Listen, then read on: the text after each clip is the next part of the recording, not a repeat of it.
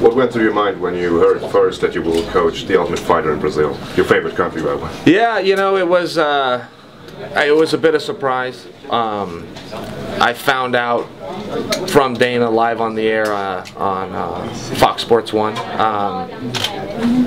That was it. I really didn't have a reaction. Okay was my answer. You happy about that, or? I'm not unhappy about it. You know, I want to fight with Wanderlei, and he's put a number of restrictions on the fight. You know, well, I'll only fight you if, and it's been a big checklist where I've had to go through all of his ifs. He even asked for a 30-minute fight, which doesn't exist anywhere in the world. And for a guy that gets tired in 30 seconds, I thought it was a bit of a strange request, but I agreed. And then he put the stipulation of Brazil, and I think he thought that would keep me away. But again, it's one more thing on the checklist. Now, you're not the most popular guy in Brazil, obviously, and Dana White stated there will be security staff to look after you, so I don't think that will be too much of a problem. But will it be a problem to get guys to want to be on your team and to teach them stuff? Because most of the Brazilian fighters might have some, you know, animosity towards you. Well, I'll say this. I have a job to do. You know, when I said that I would go coach them, I meant it. I will go there to coach, and it won't be to pick fights with Wanderlei or to build up a fight between he and I. I will be there for one reason, and that's to coach. And how the athletes respond, you know, it's a two-person sport here. They need to do their part, but it's their experience, and that'll be up to them. What do you make of what he said about, I think he told one of the outlets down there that he wanted American fighters down there, for you to coach American fighters, him to coach Brazilian fighters, all against each other? Like a true USA versus Brazil thing. Yeah, I don't know that I'm against it. I hadn't heard that comment. I like it. You know, look, let's make sure we're clear here. Wanderlei Silva lives in Las Vegas, Nevada. I live in Westland, Oregon. Neither of us are from Brazil. And the first chance he had to leave his countrymen, he did. He owns a business in America. He pays taxes to America. He enrolled his kids into an American school system, and he has contributed a grand total of $0 to Brazil, to any Brazilian charity. And there is no Brazilian charity that will come forward and defend him and say otherwise. He left that country. He was robbed the last time he went to that country at gunpoint. That is also on the record.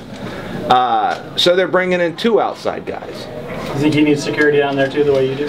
I don't know what he needs, and I'm not focused on him in that regard. I think he should enjoy the remaining moments that he has in this sport. You still have a fight coming up against Rashad Evans, and he's no pushover either, so does it bother you that everyone's talking about this whole TUF Brazil thing and is kind of looking over this important fight against Rashad Evans? No, you know, Rashad is a very tough fight. World champion. He will be in the Hall of Fame. He's got the second best record in the entire sport. 23 wins, 2 losses and 1 draw. But, you know, look, I can do more than one thing at a time, and I don't have to have everyone else focused on it or thinking about it. My first task is Saturday night, and we got Luke Barnatt. He's going to be fighting. He's an undefeated UFC fighter and a young career. He's a very tall guy with very sharp and pointed weapons, mainly his knees, elbows, and fists. And that is my #1 priority. Chael, Michael Morgan, World TV. I sat down with Anderson Silva recently, and one of the things he said was, 1, you're crazy, but 2, he was a little bit confused about how you felt about Brazil. Is that still your feeling, just going on your recent comments, or have you changed? Are you a gentler, kinder Chael towards Brazil? No, I don't think I'm any of those things, but you know, Anderson Silva's got the right to his opinion, and he's got a big fight coming up on December 28th that I think we're all looking forward to. I know I am. And who knows? You know, I may reach out to Anderson and see if he wants to be on the coaching staff with me. Hi, I'm Tyre with MMA Norway. You may or may not know that MMA is still banned in our country. And recently the president of the Sports Federation he called MMA fighting basically bare knuckle cage fighting. Do you want to comment on that? Well, it's you know, look, I try not to argue with stupid people. He's got, we're not bare knuckle, so I'm not sure what it is he's referring to. I'm not a supporter of bare knuckle fighting. Breaking arms and stuff like that. Yeah, that's basically what's going on in his opinion. Sure, if he thought that there was somebody with bare knuckles, I'm with him. Let's ban that. That's not what we participate in. There's also no such thing really as MMA. We keep using that term. That's a term about a decade old. Sport that you're seeing is a sport of pankration. It's a national sport of the country of Greece. It was in the Olympic Games until 1904. They made a push to return to the Olympic Games in 2004 when the Games returned to Athens, and they passed every step except having a venue. They tried again in 2008, 2012, and they're trying for 2016 in Rio. They may be back in the Olympic Games, but we will be called what we should be called, what we've been all along, which is the sport of pankration. What's your predictions for Chris Weidman and Anderson Silva? Well, you have to understand in the history of combat, boxing, wrestling, and MMA, in the history, never, not one time, ever, has a rematch favored the older fighter. And don't tweet me and tell me these guys were 2 months apart. Okay, there's a 10-year age gap here. It will be amazing if Anderson can beat him, but there's a huge gap. You know, let's not forget, Chris Weidman dominated him on the ground and then got up and dominated him on the feet. This was not a close fight. It was also the worst Chris Weidman I've ever seen. I've never seen Chris Weidman fight so poorly. He slowed down significantly. When he was on top in the first round, it was off a very sloppy takedown. He gave up position going for a very reckless submission. He was taking a couple of kicks. He just didn't fight very well, and he still dominated and ended with a finish inside of 7 minutes. It's very hard to imagine a scenario where that gets changed, but Anderson Silva is a very smart fighter. He's very skilled. He's very experienced. I just don't think he wants to be in there. They asked him right after he lost, and he openly said, you know, my time as champion is done, and I believe him. In January, I read your book. Will there be a follow-up of that, or would you do something like an audio tape next? As a lot of people do enjoy listening to you.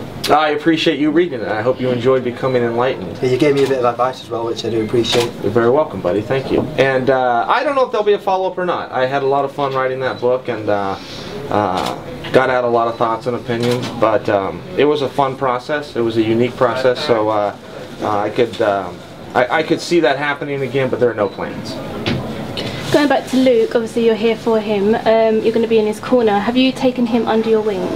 Well, you know, it's been mutual. I've gotten as much from Luke and Jimmy, who's here as well, as I've given, and probably more. And you know, we were on the set of The Ultimate Fighter. We always referred to Luke as the fifth coach. This guy coached all the time. He would show up to workouts with notes, pages and pages of notes that he'd taken the day before on what matchups we should have, why, strategies on winning. And you know, when they're in that house, there's no television, there's no phones, but somehow he got his hands on pen and paper in bountiful amounts, because he would come in more than prepared. And you know, he's a very smart guy. He's very intelligent when it comes particularly to the fight game. He's always ready. He's a great workout partner. He's a great guy. He's in a very tough fight Saturday. But they all are. There's nobody we could put him against where I couldn't say, wow, this is a really tough fight.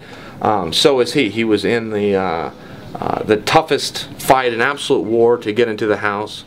He was the first pick on our side. Because of how hard he pushed the pace, because of the shots he was able to take. He then got fight of the season for one of his fights in the house against Dylan Andrews. Dylan is an outstanding fighter, and that could have gone either way. He then had a dog fight in his UFC debut. So having tough fights is nice to say, but it's just not something that bothers Luke. It's not something that intimidates him, and it's not something that he's not used to. If I was to guess, I think he prefers it. You had a lot of criticism of talking your way into title fights. Do you think that's unfair? Well, I don't know that I've ever been criticized for it. I've always taken it as a compliment. You know, if you can go out and pick a fight, do it. There's no job in the world that you don't interview for, and that's through speaking. And you know, this is an art, if you will. We're doing martial arts. That's a form of expression. And as human beings, there's a lot of ways to communicate, but the most effective is through talking. It's what separates us from the animals. And if anybody doesn't understand that concept, and they're still out them, but I don't apologize for using my mouth. Do you think there will be a third fight with Anderson Silva? I would sure like a third fight with Anderson. I look at him differently now. I don't have a tremendous chip on my shoulder. But I also don't accept those fights. I don't accept the outcome of either one of those fights. And why not? And well, in the first fight, that would have been stopped 10 different times had the roles been reversed. I hit him 303 times. He hit me 11 times. That means that 10 different times in the fight, I hit him 30 unanswered times. That referee would have pulled him off me so fast if that happened one time. Referee didn't know what he was watching that night. He was so surprised at what he was seeing, and he didn't stop the fight. In the second fight, I fell down. He didn't knock me down. They ruled that fight a knockout. I fell down. In MMA, the most dominant round you can have is called a 10-8 round. It's also extremely rare. Most fighters will go an entire career and never have a 10-8 round. It is the perfect 10 in comparison to gymnastics. I personally have had 3 10-8 rounds in my life, and they were all against him. But would you, if you ever meet him for a third time, would you prefer that would be a title fight, or well, obviously you would prefer winning the belt, of course, but would you rather fight Weidman or Silva in a title fight? Well, I don't think a title fight with Anderson is likely, and I always struggle when I say I don't think Anderson's going to beat Weidman. I feel as though that could be perceived as though you know, I have a chip on my shoulder. I'm not looking to disparage Anderson. He's had an amazing career. He will be remembered forever as the great that he was. He made a lot of money, and he beat a lot of really tough guys. I'm not attempting to disparage him, but to act as though a 38-year-old guy who's pretty openly said, I don't want to do this anymore, is going to beat an undefeated world champion 10 years younger is not something, people love to say that, but they're not going to the window and putting their money down and making a bet on that. It's just not a likely scenario. Two more questions. One question for you. I don't know if you've heard, Chael, but Tito Ortiz on the UFC's website is being taken off the Hall of Fame list, and this is only as recent as 2 days ago. What are your thoughts on that? I am so confused by the actions of some of these guys. I am so confused by the guys that have sat down and ate at the table that Dana White set, that have then come out and done everything they could do to take a pound of flesh, not only from Dana but the organization. I don't understand it. I don't agree with it. It's mind-boggling. They'll come out and say everything they can to hurt the organization that helped them, that helped everybody in this room and everybody watching. And the reality is Dana White could sign Tito Ortiz tomorrow. Dana White could make one phone call to Tito and Tito would sign on the line. And I don't understand why he would say anything to Dana other than thank you. Chael, you mentioned the possibility that you might ask Anderson to actually coach for you. It seems like that was maybe a Chaelism, for lack of a better term, but I feel like maybe you were being serious. How serious would that be that you would ask him to come down and help you coach?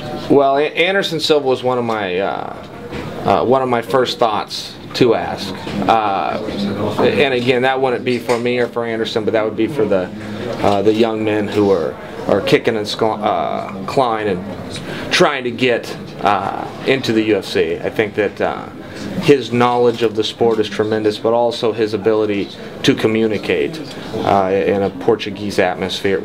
Excuse me.